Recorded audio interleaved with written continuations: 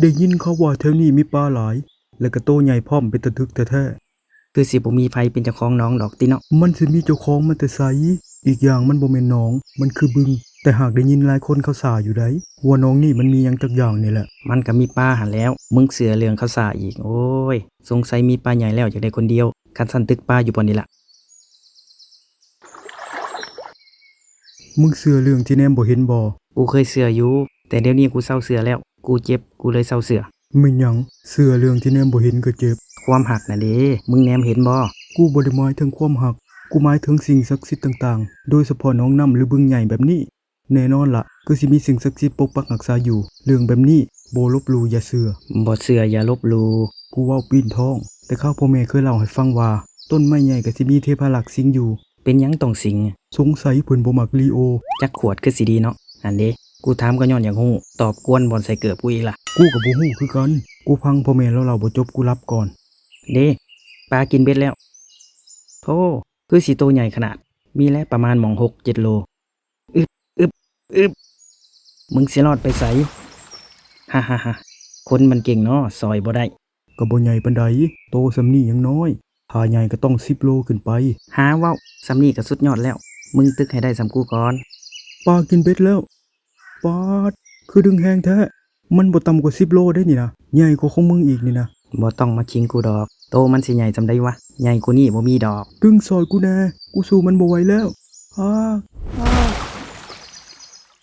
หันแน่ตกน้ำอีกจะแม่นลงทุนคักบ่เป็นหยังดอกกูก็บ่แม่นคนขี้ถี่โมปลาตัวนี้สิปิ้งสู่กินดอกบักอ้วนขึ้นมาได้แล้วอ้วนบักอ้วนให้ทุกๆคนแยกย้ายกันออกไปตามหาเด้อบ่ว่าสิเกิดหยังขึ้นก็ต้องหาผู้สูญหายให้เห็น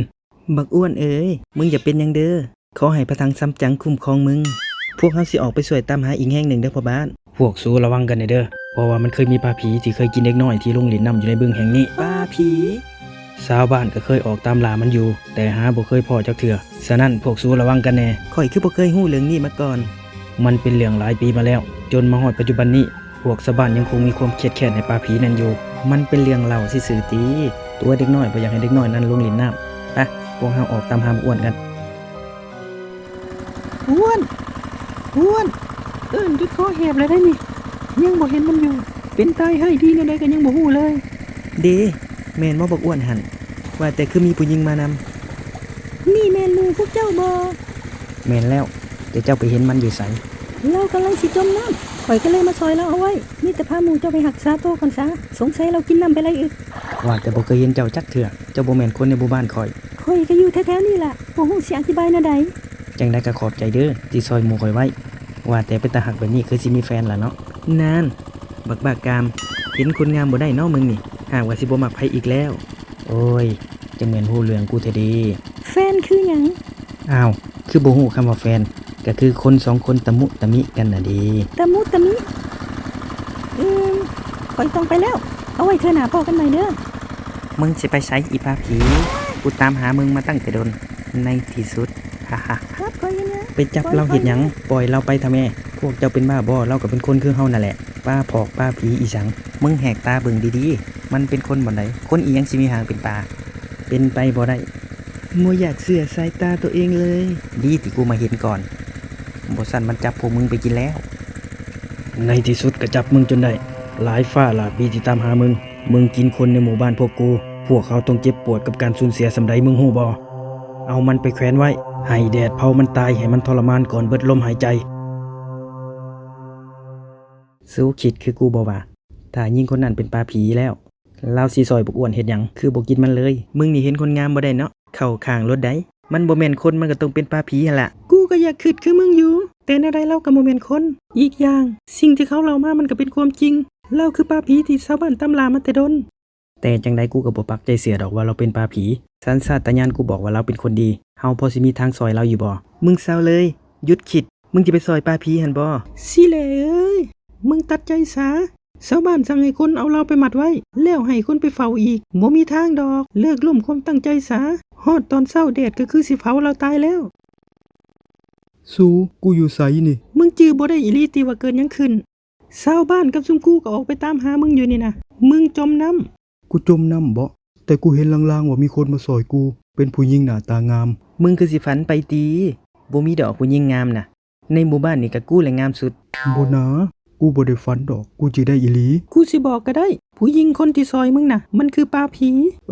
กูจือได้แล้วปลาผีน่ะบ่แม่นลาวปลาผีน่ะมันแม่นอีกตัวหนึง โตวเดียวก็พอแฮงแล้วคันมีหลายโตวหมู่บ้านของพวกเฮาสิบ่จิ้มหายไว้บอดพุ่นบ่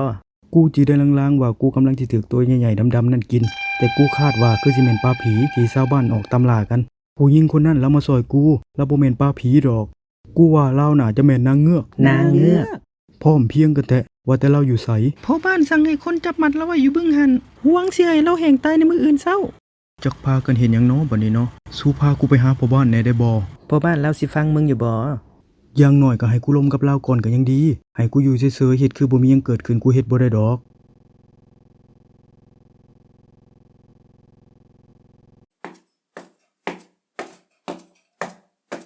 ที่เจ้ามัดไว้น่ะมันบ่แม่นปลาผีเด้พ่อบ้าน มึงเอาหยังมาเว้าก็เห็นอยู่ว่ามันเป็นปลาผี มันเคยพากชีวิตคนในหมู่บ้านพวกเฮาไปจากคนแล้ว พวกสูจงมีความเครียดแค้นให้ปลาผีนั้น ปลาผีน่ะมันมีอีกตัวหนึ่งโตมันใหญ่กว่านางเงือกที่มาช่วยก่อยร้ายพ่อบ้านเจ้าเข้าใจผิดแล้วเด้อ มึงเว้าว่าหยังจีนี่ นางเงือก นางเงือก ฮ่าฮ่าฮ่าฮ่านางเงือกมันบ่มีดอก มันมีแต่ในนิทานหั่นแหล้ว ขนาดปลาผียังมี แล้วนางเงือกเป็นหยังคือสิมีบ่ได้ จังใดก็อย่ามึงเอาหลักฐานมายืนยันก่อน ว่าไผเป็นปลาผีคันบ่มีหลักฐานก็ออกไปได้แล้ว กูมีเวียกที่ต้องเฮ็ดฮัลโหลเฮ็ดอีหยังอยู่น้อจังหน่อยอ้ายไปหาเด้ออีหล่าคำแพงแก้มแดงปล่อยอ้ายวางยานอนหลับเมียก่อนหักเด้อจุ๊บจุ๊บ พวกสูต้องช่วยกูแล้ว ถ้าคำเว้ามึงเป็นเรื่องแท้กูก็สิซอยมึง กูสิลองเสือมึงเบิ่งเด้อถึงมึงสิบ่เป็นตาหน้าเสือถือก็ตาม กูคิดสิซอยเราตั้งแต่เรางามแล้ว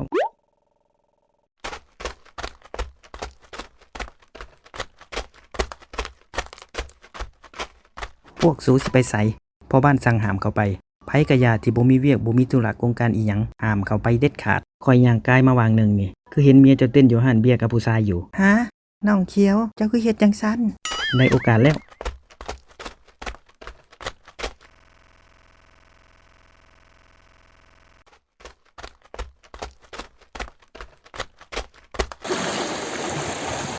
แก้เสือกไว้ในสูก่อนพ่อบ้านสิมาเห็น ขอบใจเด้อที่มาซอยข่อย เจ้าเป็นคนซอยข่อยก่อน เจ้าสิมาสละชีวิตแบบนี้มันบ่ยุติธรรมเลย มันคือโตอีหยังน่ะสู นั่นแหละปลาผีที่ชาวบ้านตำลากันปาดโตโคตรใหญ่เลย แม่นแล้วนั่นแหละคือปลาผีแก้เสือกไว้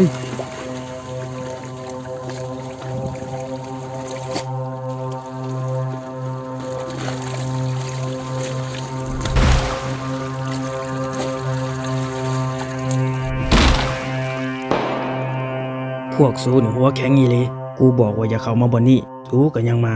ถ้าซุมข่อยบ่เข้ามาเจ้าต้องเสียใจไปตลอดชีวิตเฮ็ดให้คนบริสุทธิ์ต้องตายย้อนความคิดของตัวเองเป็นใหญ่ ว่าไปก็แม่นของมึงได้เนาะจังใดก็ขอโทษเด้อที่บ่ได้คิดแต่ต้องให้ดีก่อน บ่เป็นหยังดอกจังได๋มันก็ผ่านไปแล้ว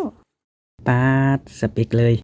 ขนาดเกือบเอาชีวิตบ่รอด ยังแนมโลกในแง่ดีอยู่ นางฟ้าคักๆเป็นฮอดในบ้านสิเฮ็ดหยังก็บ่คิดดีๆก่อน ลงซาจากตำแหน่งที่อยู่ตอนนี้น่ะค่อยสิขึ้นแทนดอกนั่นแกแดดแท้บักนี่ว่าแต่เฮาสิเอาแนวใดดีกับปลาผีนั่นถึงเวลาที่พวกเฮาต้องกำจัดมันแล้ว ถ้าปล่อยมันไปบ่ฮู้ว่าไผสิเป็นคนสังเวยชีวิตให้มันอีก ขนาดซอมบี้เฮายังปราบมาแล้วก็ด้ามปลาผีซื่อๆเป็นหยังเฮาสิจัดการมันบ่ได้เกียมรวมพลชาวบ้านให้พร้อม ข่อยพอฮู้บนปลาผีตัวนั้นอยู่ เดี๋ยวข่อยสิซอยอีกแห่งหนึง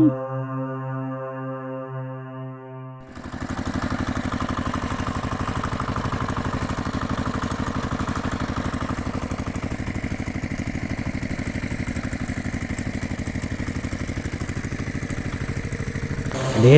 มันมาแล้วทุกคนเตรียมตัวให้พร้อม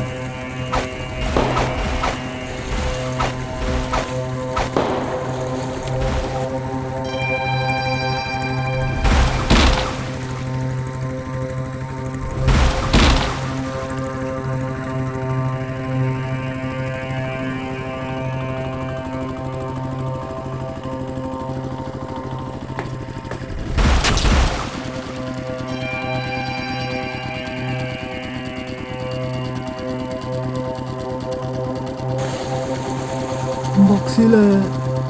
เป็นความผิดของกูเอง เรื่องที่กูสร้างแท้ๆแต่มาเฮ็ดในหมู่ต้องตายอืม